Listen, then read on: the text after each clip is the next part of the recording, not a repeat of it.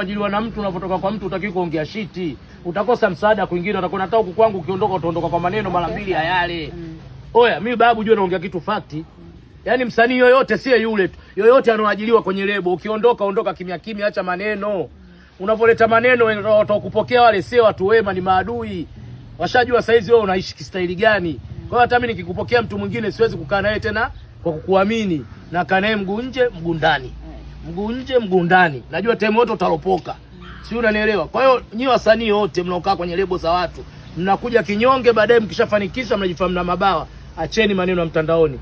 Tafuta watu wa busara wakufahamishe. Haya, unalopoka. Hata akilopoka hatumlaumu, sawa, labda kaongea kaona pawa yake iko wapi, nguvu yake. Lakini haisaidii. Unazidi kumpa jina yule kule Rayvanny na unampa zidi kumpa upeo. Na Rayvanny katambulisha msanii mpya sasa juzi. Na ndio hivyo nakwambia, na yeye kama vile anamtangaza Rayvanny pale kwenye nyimbo zake, atangazi ubaya.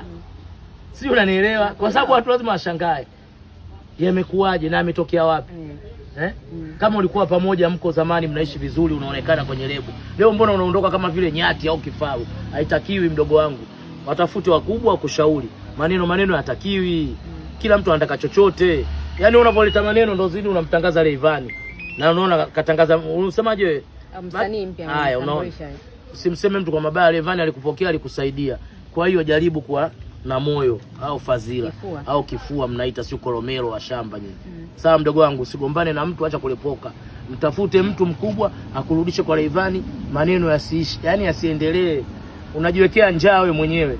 Kwa sababu mtu anaotoka kwa maneno kwa mtu, yani hata unakupokea naye atakuwa na akili. Hatusemi asikupokee, lakini atakuwa yani anakaa na wewe kiakili, yani anaishi na wewe kiakili. Acheni maneno wasanii mnaotoka kwenye lebo. Rayvanny ni mfanyabiashara mkubwa, ni artist mkubwa kwenye mitandao ya kijamii, ni mwanamuziki mkubwa mwenye upeo, mwenye kuwafanya watu wapate riziki. Kwa hiyo jaribu, jua kabisa huyu mtu unaogombana naye ana maneno, acha maneno mdogo wangu. Mimi sijui mimi Rayvanny anipi chochote. Hizi riziki tunazopeana ndio wote tunaopeana, hata mimi wenyewe nawapa watu. Kwa hiyo nataka nidhamu, nataka amani, msigombane. Acha kuwasikiliza wajinga mdogo wangu. Mheshimu Rayvanny na wewe tunza heshima yako. Sawa? Na wewe mwanahabari tumemaliza, nina swaumu sawa. Ndio tumalizie hili.